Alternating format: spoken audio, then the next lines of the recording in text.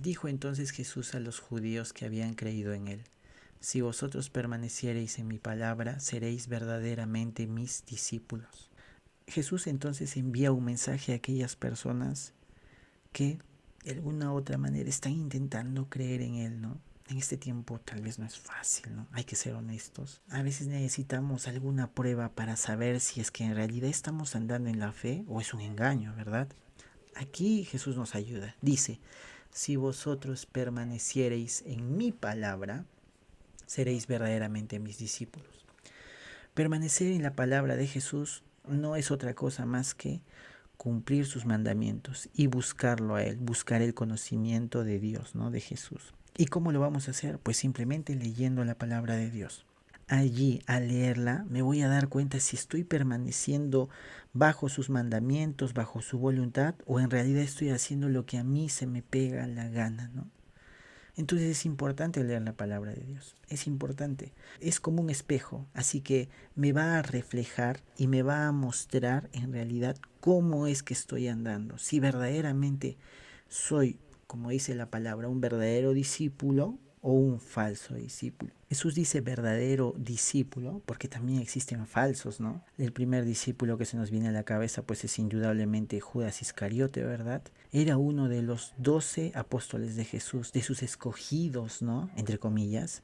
Y si nos ponemos a pensar en lo que hacía Judas, pues él estaba al lado de Jesús, ¿no? Entre 2 a 3 años estuvo a su lado en todo momento. Compartían la mesa, los alimentos, oraban juntos. Judas estaba allí al lado de Jesús. Lo más sorprendente es lo que sí a continuación. Jesús también enviaba a sus apóstoles, ¿no? A sus discípulos a predicar.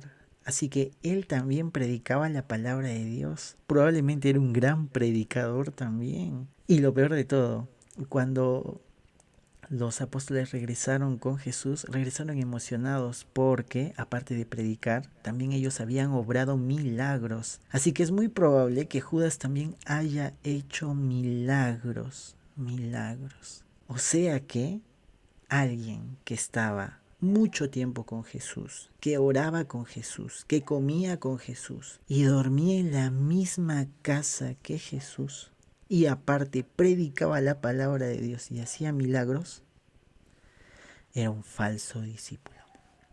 Es terrible, porque todas las cosas que hemos nombrado es todo lo que Dios nos manda. Entonces, ¿cómo entendemos esto?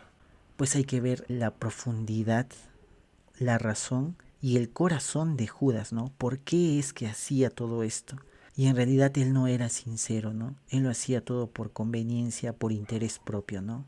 Era egoísta. La palabra de Dios también nos dice que él siempre del dinero que se acumulaba y se juntaba de las donaciones, él sustraía de esa bolsa, ¿no? Y se quedaba con parte de ese dinero. Y aparte recordemos que Judas entregó a Jesús por 30 monedas de plata. O sea que hasta en la última acción que conectó a Judas y Jesús tenía que ver con dinero. Nunca fue amor sincero, siempre fue un interés egoísta. Nunca fue amor. Ahora, ¿qué caracteriza a un verdadero discípulo? El amor. ¿El amor hacia quién? A Jesús. También aquí tenemos que recordar a otro de los apóstoles que también falló. En realidad todos, ¿no? Nadie era perfecto. Pero recordemos a Pedro, ¿no?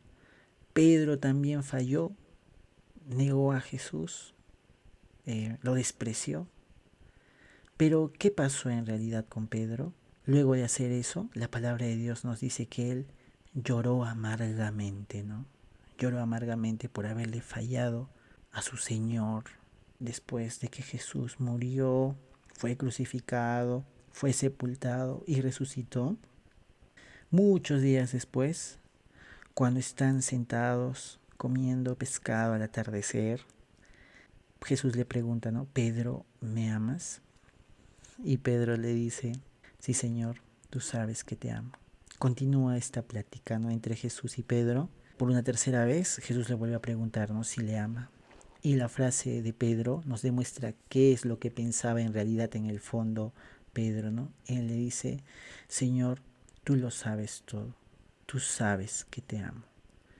Entonces aquí podemos notar que Pedro amaba verdaderamente a Jesús. Entonces un verdadero discípulo es aquel que no solo simplemente hace las cosas por hacer, sino las hace por amor. En este caso, por amor a Jesús, a Dios. Nosotros hacemos las cosas entonces no por obligación, tengo que hacer, no, sino porque amamos a Dios. Le amamos a Jesús por lo que hizo. Y sabemos que con nuestras acciones no vamos a poder pagar semejante sacrificio que hizo, semejante regalo que nos dio, pero no podemos evitarlo. Amamos tanto al Señor que estamos dispuestos a todo por Él. Entonces recordemos que esta es la diferencia, ¿no?, entre un verdadero y un falso discípulo. El verdadero va a buscar conocer al Señor y eso lo va a hacer a través de su palabra. Y al conocer qué es lo que desea el Señor, va a tratar de hacerlo, ¿no? No por obligación o por interés, sino por amor, porque ama a aquel que lo dio todo.